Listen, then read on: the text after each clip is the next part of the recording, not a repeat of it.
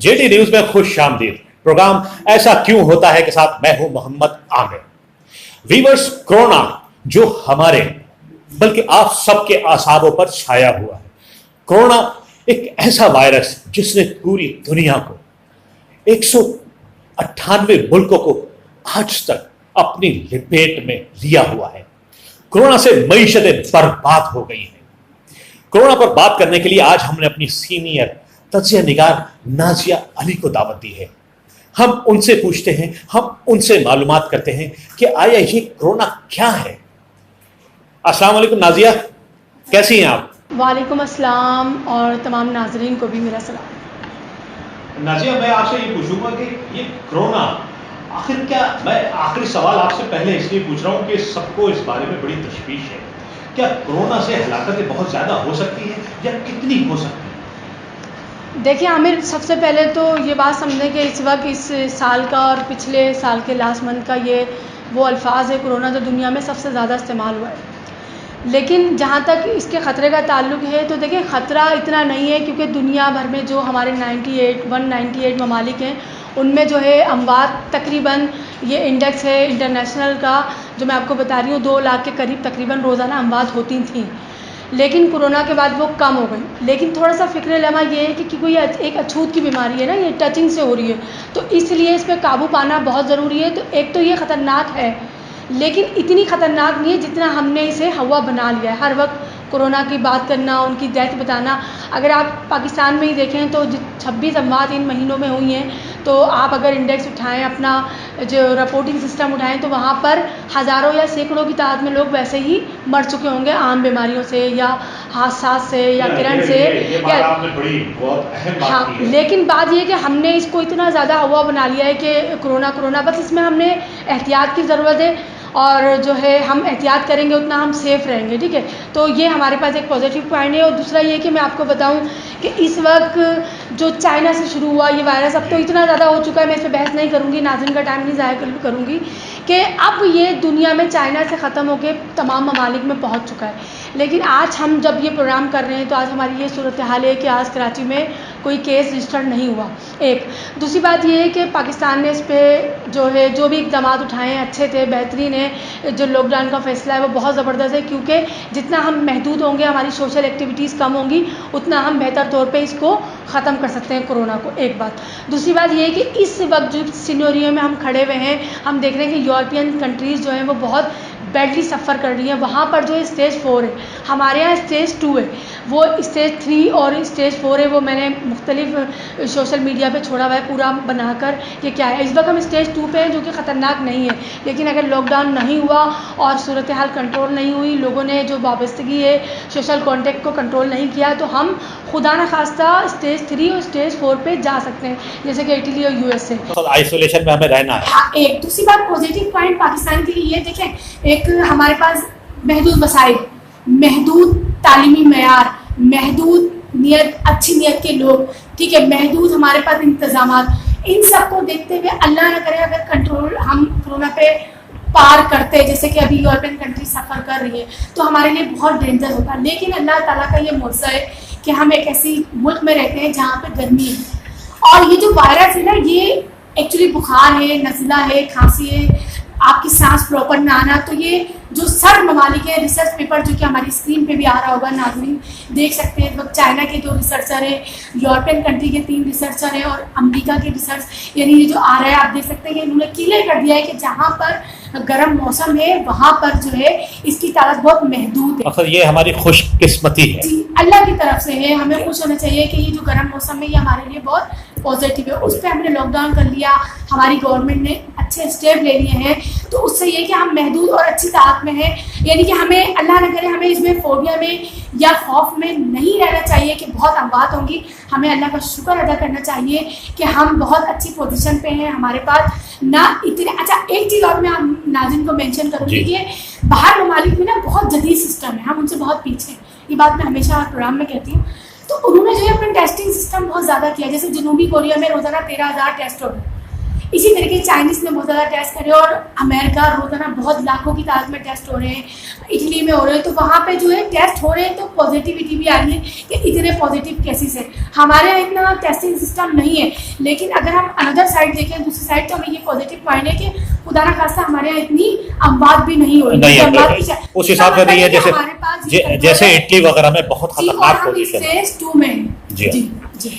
नाजिया, मैं एक बात, इस लॉकडाउन की सूरत में हर घर में जो गरीब और सफेद पोश तबका है उस तक राशन कैसे पहुंचाएंगे? क्योंकि अभी तक की जो सूरत हाल है, गवर्नमेंट पाकिस्तान ने उनका कोई बंदोबस्त, मकसद मैं उस सेंस से बंदोबस्त कह रहा हूं कि उन तक पहुंचाया नहीं है।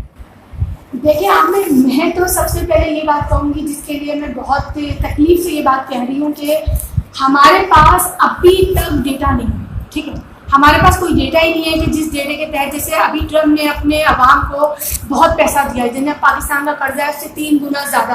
मैं बहुत आसान अल्फाज में बात करूंगी ताकि हमारा हर तबका जो इस बात को समझ सके कि 90,000 रुपये जो है एक बंदे के अकाउंट में ऑलरेडी आ जाएंगे, ठीक है।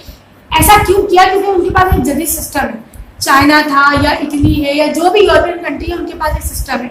अब हमारे पास सूरत हाल ये है कि हमारे पास कोई डेटा नहीं है कि कौन गरीब है, कौन अमीर है, कौन जो है खुशहाल तबका है और कौन सफ़ेद पोश है।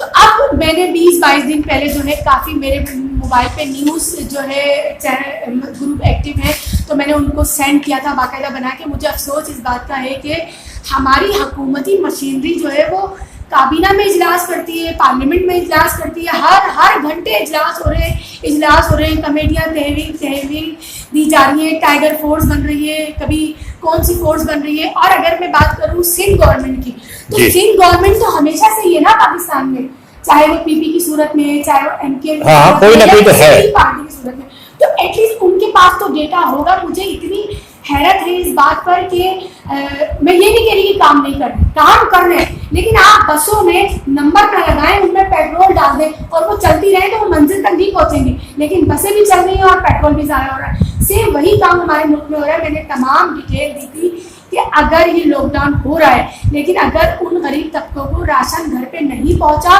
तो ये बहुत तकलीफ दा होगा। देखिए मैं आपको बताती हूँ, फ्रांस का इनकलाब, फ्रांस के इनकलाब में लोगों ने सोना दिया और रोटी दी, यानी एक सोने की प्लेट दी, एक रोटी दी।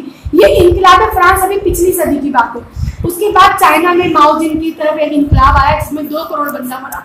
उसमें ये था कि उन्होंने सारे चूहे मरवा दिए अपने, उसकी वजह से उनकी सब्जी का कोई अलग डिटेल। नाजिया, मैं सिनारियो में आपको इसलिए इंटरप्ट कर रहा हूँ कि बात यह है कि इस वक्त मैं जो पाकिस्तान की कंडीशन बता रहा हूँ, वीवर्स आप भी और नाजिया आप भी इसकी अगर गवाही दें कि मैं ये देख रहा हूँ कि कोरोना से पूरी दुनिया खौफजदा है, लेकिन ये हम पाकिस्तानी होकर इस कोरोना से बिल्कुल भी खौफजदा नहीं है। नाजिया, उसकी वजह असल खौफ हमें भूख का है। जैसे कि आप हर प्रोग्राम में कहती हैं कि यहाँ यानी 97% और 98% गरीब लोग हैं, तो असल यह खौफ जो है ना, इस वक्त मकसद भूख से मरने का है। तो नाजिया ये अलमिया है। देखिए हमारे पास 60% है, 97% नहीं, 60% जो है वो गरीब आबादी है। मैंने ये पैकेज दिया था कि क्योंकि जाहिर सी बात है कोई बोल सकता है कोई कर सकता है, क्योंकि हम तो महदूद तादाद में, हम तो आवाम को राशन नहीं पहुंचा सकते। हम पढ़ रहे हैं और तजिया कर रहे हैं। बात ये है कि जैसे हमारे पास थाने मौजूद हैं और हर थाना अपने इलाके को बेहतर तौर पे जानता है कि कहाँ गरीब है, कहाँ वो सफ़ेद पोश तबका है जो कि मांग नहीं सकता, ठीक है। जैसे कि अब मैं कराची की बात करूँ, 90-92 करीब हमारे पास थाने हैं, तो उन थानों में गवर्नमेंट टीचर को सैलरीज जा रही है। भाई वो किसी के घर में बैठे हैं, आप गवर्नमेंट टीचर को कॉल करें, प्रिंसिपल को वहाँ के कॉल करें, IT टीचर को करें, एक थाने में बिठाएं और उस थाने में वो कंप्यूटर पे एक्सेल पे लिस्ट बनाएं कि हाँ ये लिस्ट है और इतने लोग हैं, 1700 में से 300 ऐसे लोग हैं जहाँ राशन जाने।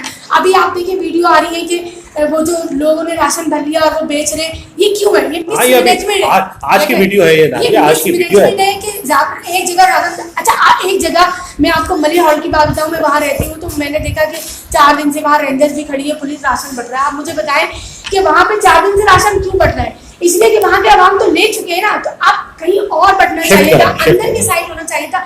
कोई प्रॉपर मैनेजमेंट नहीं। देखिए नादिया, मुझे जो अभी तकलीफ हो रही है ना, जैसे आपने बिल्कुल सही कहा कि टीचर्स हैं, थाने हैं, मतलब बहुत सारे इदारे। अच्छा, अभी सिंध गवर्नमेंट हो या वफाक गवर्नमेंट हो, ये सिर्फ किसको यूज करे? हमारी फोर्सेस को। अरे भाई, फोर्सेस के अलावा भी आपने कुछ मुल्क में बनाया है, कोई मैकेनिज्म है, मतलब हर जगह हमारी फोर्सेस ही काम करेंगे। सैलरी जाती है गवर्नमेंट टीचर्स को, और पढ़े लिखा तबका होता है, BEd MEd educated, they know all the thing. आप उनको बुलाएं, उनको थानों में बिठाएं, डेटा कलेक्ट करें, ये अच्छा मौका है, अच्छा टाइम है। हुकूमत में जो लोग होते हैं वो पढ़े लिखा तबका होता है, वो ऐसा नहीं होता कि उनके आ गए, उनके पास हिस्ट्री की नॉलेज होती है कि अगर कोई चैलेंजेस आए तो उसको कैसे सामना किया जाए। उनको बिठाएं थानों में, उनसे डेटा कलेक्ट करें एक्सेल पे कि किन लोगों को जाना चाहिए राशन, उन लोगों को जो वाकई भूखे मर रहे हैं और वो रोड पर आके छीनेंगे भी नहीं राशन। ऐसा तबका मौजूद है बहुत बड़ी तादाद में। हर कोई ऐसा नहीं है कि जाके राशन छीनना शुरू कर देगा।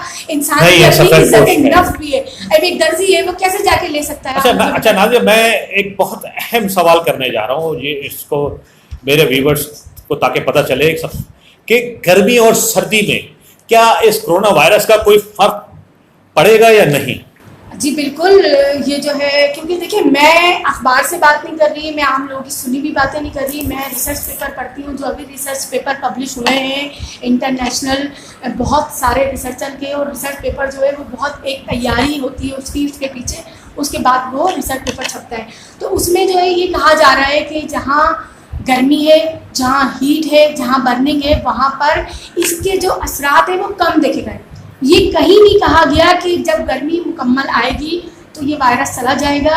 हमें इस वायरस पे काबू पाने के लिए एहतियात करना पड़ेगी, और इस एहतियात के लिए गवर्नमेंट को पॉलिसी बनाना पड़ेगी कि वो लोगों को लॉकडाउन तो कर रही है, उनको घर पे राशन पहुँचाए, क्योंकि गर्मी इसका सोल्यूशन नहीं है, ये ख़त्म नहीं होगा। ये क्योंकि टचिंग से लग रहा है तो इसमें सर्वाइव भी हो रहे हैं, सब मर नहीं रहे, काफी लोग सेहतियाब भी हो रहे हैं, लेकिन जिनका इम्यून सिस्टम अच्छा है, इम्यून, वो इस तरफ आ रहे हैं, और जैसे बूढ़े हैं या बच्चे हैं वो अल्लाह न करे खुदा न करे मौत की तरफ जा रहे हैं। बिल्कुल नादिया, बिल्कुल आपने सही कहा। मकसद इस वक्त जो व्यूअर्स जो प्रॉब्लम आ रही है, मैं गवर्नमेंट पाकिस्तान से भी कहूँगा, हुकूमत सिंध से भी कहूँगा, और तमाम हल्कों से कहूँगा कि इस वक्त अगर आपने लोगों को घर पे अब रोकना है तो आपने कुछ करना होगा।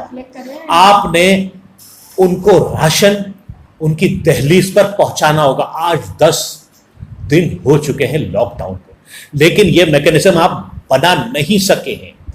तो मैं ये बात अपने प्रोग्राम के तवस्सुत से मुख्तलिफ हल्कों को ये बात कहना चाहता हूं कि अब और मजीद देर नहीं करें, नहीं तो बहुत ज्यादा नुकसान होगा। नादिया, मैं क्रिटिसाइज करता हूं हुकूमतों को। अब मैं आपसे ये पूछ रहा हूं कि क्या पीटीआई का ये सख्त इम्तिहान है? जैसे कि पीटीआई अभी 1.5 साल हुकूमत कर रही है, माशी बहरान में थी, तो आप क्या समझते हैं पीटीआई का अब मुकाबला कोरोना वायरस से हो गया है, आप इसको कैसे देखती हैं? देखें, बिल्कुल सख्त कोई मुकाबला नहीं। जो हुकूमत में 22 साल तक कंटेनर पे लड़कर झगड़कर बड़े बड़े जो है जल से जुलूस करके आए हैं, तो उनके पास कोई प्लान, उन्हें पता था कि हम 6 अरब रोज़ का सूद देते हैं, उन्हें पता था कि हमारी 60% आबादी गरीब है, उन्हें पता था कि हमारे पास डेटा नहीं है, उन्हें पता था कि हमारे पास डॉक्टर नहीं है, हमारे पास हेल्थ, मतलब हमारा थोड़ा इंफ्रास्ट्रक्चर जो डैमेज है। यही बातें वो कहते हुए आए ना।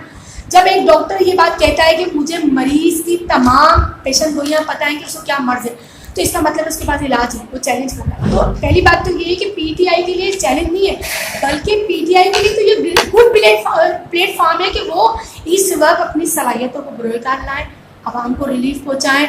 अभी ये भूल जाएं कि तरक्की क्या है। तरक्की देखें, तरक्की याफ्ता जो ममालिक हैं, यूरोपियन कंट्री, वो कहाँ है? ज़मीन पे खड़े, वो अपना पैसा फेंक रहे हैं कि हमारे बच्चे मर रहे हैं, हमारे माँ बाप मर रहे हैं, हमारी बीवी मर रही है, तो हम कहाँ खड़े?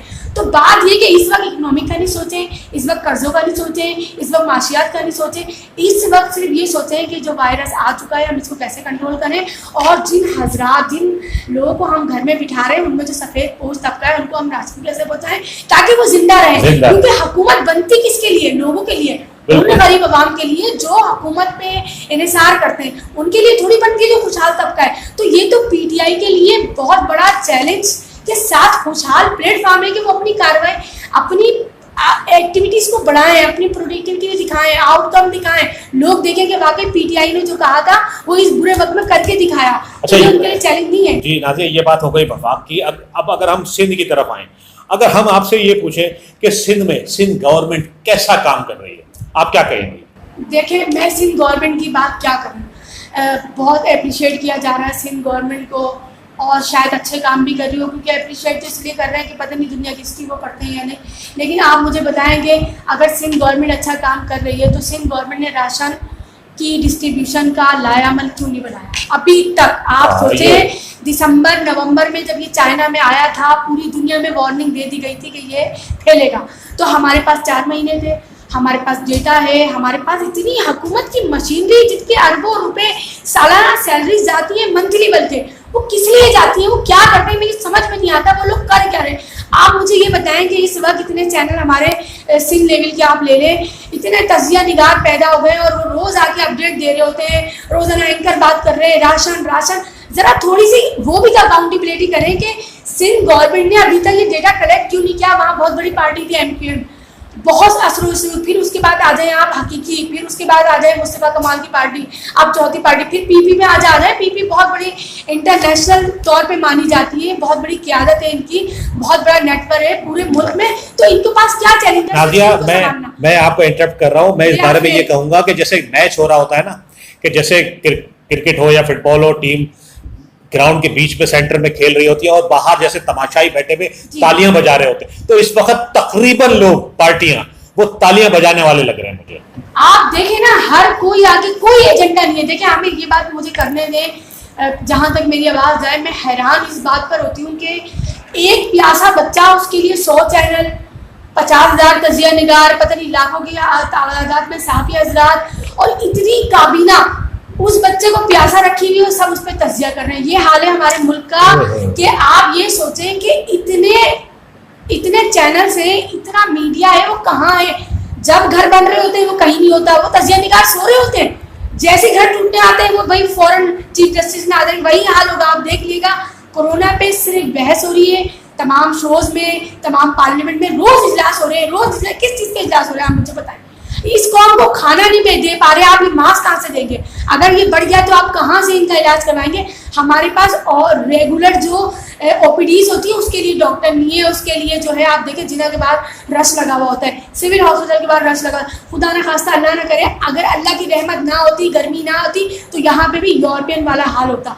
तो आप बताएं कैसे कंट्रोल किया जाता? तो इस कोरोना ने तो हमारी गवर्नमेंट अभी की और पिछली की पोलें खोल दी कि ये गवर्नमेंट है हमारी, जो लोगों को खाना नहीं पहुंचा पा रही। दूसरी चीजें तो आप छोड़ दीजिए। अच्छा, लगे हाथ तो अब जब हमने वफाक की सिंध की बात की है, तो मैं आपसे ये सवाल भी पूछ लूं कि हमारी अपोजिशन क्या कर रही है? देखिए, अपोजिशन तो यही है ना, पीपी और नून लीग। आप देखें शहबाज शरीफ आप माशाल्लाह से उठकर आ गए और बड़ी बड़ी नहीं, मतलब उन लोगों ने भी हुकूमतें की है यहाँ पे, उनका भी कुछ मकसद हिस्सा होना चाहिए। अभी तो देखें अपोजिशन क्या कर रही है, अपोजिशन तनकीद कर रही है, ठीक है, पीटीआई तनकीद कर रही है, गवर्नमेंट तनकीद कर रही है, तो ये भी तो एक बहुत बड़ा काम है। अब इतने चैलेंजिंग के मसाइल में तनकीद करना भी तो बड़ी बात है। काम कौन करे? तनकीद से मामला हल हो रहे हैं, टीवी पे आते हैं, तनकीद करते हैं और चले जाते हैं, वो खबरें बन जाती हैं, वो ब्रेकिंग न्यूज मिल जाती है, ये भी तो एक काम है। इसके अलावा मुझे दिखाएं क्या काम हो रहा है?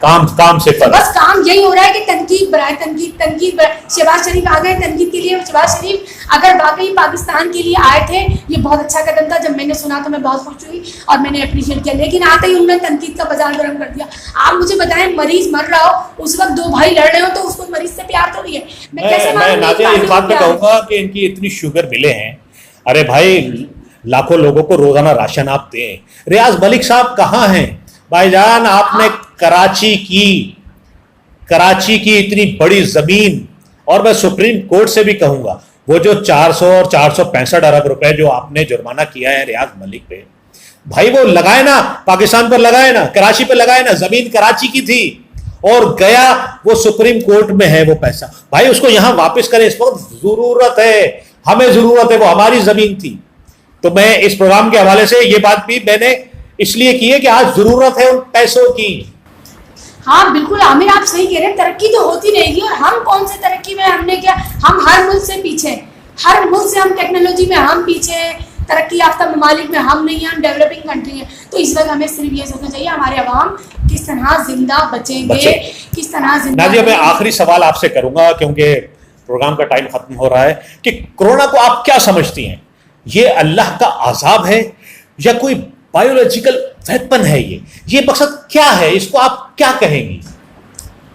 देखिए, ये ना बायोलॉजिकल वेपन, इस पे बड़ी रिसर्च हो रही है। मैंने आपको मेंशन किया था पहले भी कि मैं रिसर्च पे बात करती हूँ, मैं अखबारों या उन पे जो सोशल मीडिया पे कोई ना कुछ बात कर रहा है अजीब अजीब सी। अच्छा, ऐसा नहीं है। देखिए, मैं आपको बताऊँ, एक नॉन कन्वेंशनल वारफेयर है और एक कन्वेंशनल। तो ये जो है नॉन कन्वेंशनल वारफेयर कहलाती है।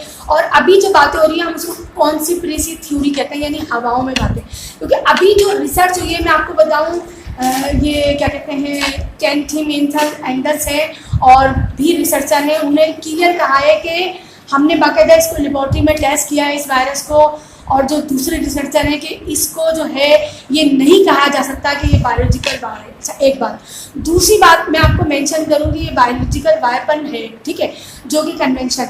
ये 26 मार्च 1975 को 183 ममालिक ने जो है इसको इस चीज़ों पे साइन किया था कि हम बायोलॉजिकल जो हथियार वेपन नहीं बनाएंगे और ना इसी को रिसर्च करेंगे। तो अगर ऐसा होता है इन द फ्यूचर, ये चीज़ सामने आती है, तो यकीनन किसी एक मुल्क ने अगर ऐसा किया है तो 182 जो कंट्रीज़ हैं वो उसके खिलाफ खड़ी होंगी। लेकिन फिलहाल आज तक की ये रिसर्च है कि ये बायोलॉजिकल वेपन नहीं है। अच्छा, दूसरा सवाल आपका ये था कि ये क्या है। तो मैं आपसे सच कहूँ, मेरे अवाम तो मुझे सुन रहे हैं, वो खुश हो इस बात से कि कोरोना वायरस ने गरीबों के लिए रहमत कर दी है। इस तरीके से देखिए, अगर मैं पाकिस्तान की मिसाल लूँ कि पाकिस्तान एक गरीब मुल्क है जो कर्ज़ों में डूबा हुआ है और एक डेवलपिंग कंट्री है, लेकिन उसके बावजूद भी हमारी चाहे गवर्नमेंट हो, चाहे हमारी वेलफेयर सोसाइटीज़ का हिस्सा हो, जो सोशल एक्टिविटीज़ हैं और जो एक्टिव हैं, वो जो है राशन पहुँचा रहे हैं घर में, दूध सस्ता हो गया है, गोश्त सस्ता हो गया है, सब्जी मिल रही है। ये भी एक रुख है इसका। लोग घरों पर हैं, गरीब देखे ना, घरों पर हैं, उन्हें तनख्वाहों की अनाउंसमेंट हो गई है गवर्नमेंट ऑफ पाकिस्तान की तरफ से कि उनको तनख्वाह नहीं रोकी जाए, बच्चे घरों पर हैं। यानी नाजिया, मैं इसको इस तरह कह दूं, अगर आप इजाजत दें, कि मकसद रेट जो है ना हर चीजों के औकात में आ गए, लेकिन जिन्होंने ये रेट बढ़ाए हुए थे वो अभी तक लग रहा है कि औकात में नहीं आए। देखिए, उसके लिए देखिए, जितना अमीर तबका था ना कोरोना से वो बहुत मुतासर हुआ, जिनके बाहर पैसे थे, शेयर्स में लगे हुए थे या बिजनेस में लगे हुए थे, वो डाउन हो गए, ख़त्म हो गए, ठीक है। तो ये कोरोना जो है ये अल्लाह का अजाब हम समझ सकते हैं उन लोगों पे जिन्होंने मुल्क को लूटा, जिन्होंने गरीबों को लूटा, जिन्होंने लोगों की खुशहाली को लूटा, उनके लिए एक अजाब है। लेकिन आप ये नोट करें, ये बात देखें, आप देखें ये बात, आमिर बाहर यहाँ बीमार होते थे, कहाँ जाते थे? Delhi, America, France, Europe. आप खौफ सताएं, कहाँ जाएंगे? अपने डॉक्टर तैयार कर लो भाई, अभी भी अब वक्त है। आप अपने डॉक्टर तैयार करें, अपने इंजीनियर तैयार करें, अपनी टेक्नोलॉजी तैयार करें, अपने मुल्क को बेहतर से बेहतर करें। ये एक अच्छा मौका है। आप अल्लाह ने आपको बता दिया कि यूरोप में जो लोग हैं वो तरस रहे हैं कि हम पाकिस्तान आ जाए, हमारा पाकिस्तान अच्छा है, हमारा पाकिस्तान गरीब मुल्क है और पाकिस्तान का जो बुनियाद है वो कलमे तैयबा थी। और अल्लाह ने ये साबित कर दिया कि वो पाकिस्तान को कायम व दायम रखना चाहता है। जब भी उसने देखे कोरोना से हमें रहमतें आई हैं और चीन हमारे साथ है, हमारी आवाम जहाँ तक। नाजिया, हमारे प्रोग्राम का वक्त क्योंकि महदूद है और आपकी बातें जो है ना वो बहुत ज़्यादा है, तो इंशाल्लाह हम फिर अगले प्रोग्राम में मुझे और नाजिया अली को व्यूअर्स इजाज़त दीजिए। अस्सलाम वालेकुम।